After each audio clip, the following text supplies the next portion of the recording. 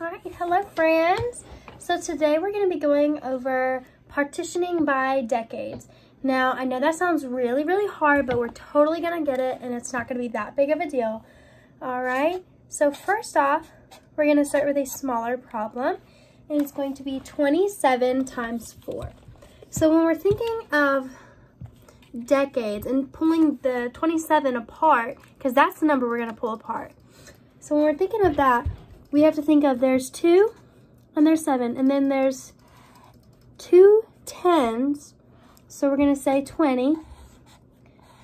20 times 4. But we still have the 7 in the ones place.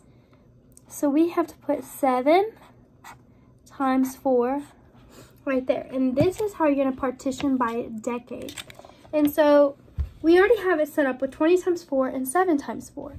And now we just have to do 20 times 4, which is 80. And we have to do 7 times 4, which is 28. So when we're looking at this, we have 80 and we have 28.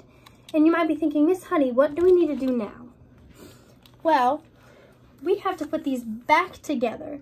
So we just have to add 80 plus 28 equals 108. All right, so that's all we have to do is, so whenever you're thinking of partitioning by decades, say part of decades, and you just do 2 tens and 7 ones, and you put them in separate problems multiplied by the same number, okay? And we're always gonna multiply with whatever number is second, okay? Now, you might be thinking, well, what about a bigger number?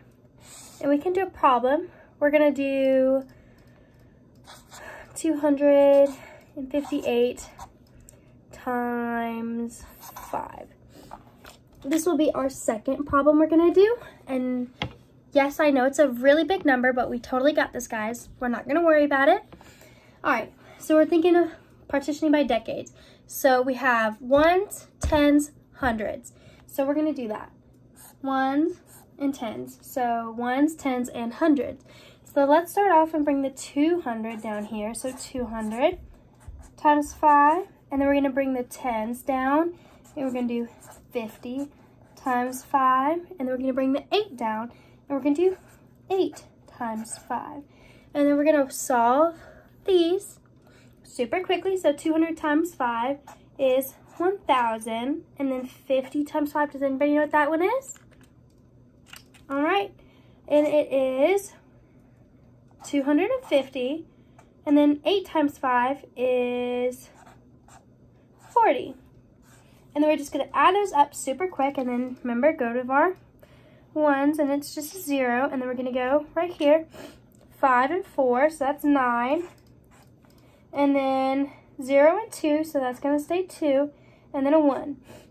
So this would be the answer to our problem. And again, when we're thinking of partitioning by decades, we just have to think of separating the ones, tens, hundreds, and however high it does go. And then we just have to add up all of those answers at the end.